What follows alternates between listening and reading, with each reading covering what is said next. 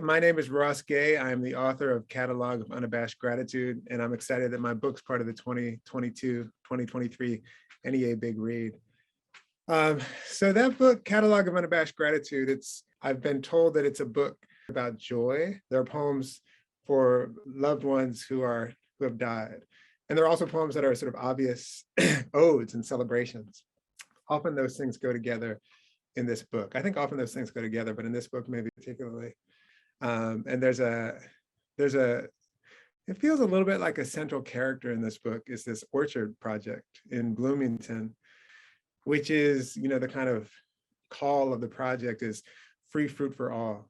And the orchard is this place, it was a kind of gathering of people most of whom who did not know each other, who figured out how, with the lead of someone named Amy Countryman, under her, it was her idea, and we kind of gathered up with her, and we all gathered up with each other, and we together came up with this orchard, which is just turned 10 years old, and it's very, very abundant, productive fruit. Orchard makes a lot of fruit, but the product or produce of the orchard that I think is maybe relates a little bit to what I'm thinking about in this book in other ways is not only what is edible off of the trees, but it's the kind of gathering that an orchard or a garden or sometimes a book can make possible. And so for that reason, I think it's important to think about this book in relation to the land and spaces where we kind of come together to figure out how to take care of each other.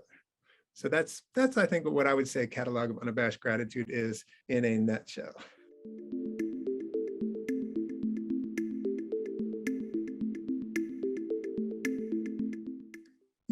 I hope that it's a book of poems that maybe I think a poem can really help us sort of step out of time and be more present to our to the moment. I think poems can do that. I think there are a lot of poems in here about very small things that it means to sort of put a lot of light, a lot of attention to very small things. So in other words, to make radiant and luminous what normally might be considered banal or not that interesting. But I also kind of above all, I hope this book is in some way like I said, like a conversation of things, poems that that might encourage people to think about how we care about each other, and that the poems themselves might participate in that caring.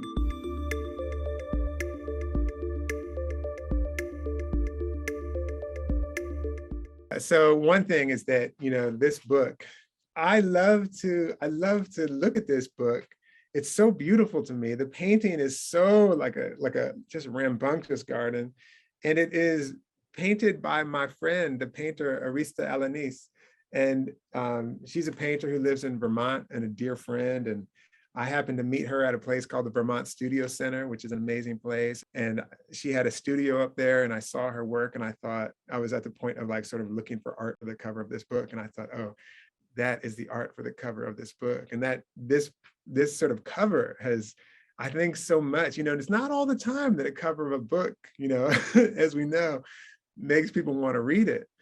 But this is a cover that will make people pick it up because the book itself, the cover painting itself is so beautiful that people think, oh, let me see what's in this book, So anyway, I like to be asked infrequently, I don't know if I've never been asked that, but very infrequently asked who did the cover painting. And it's a painter named Arista Alanis. And I feel so lucky to have run into her and to be friends with her.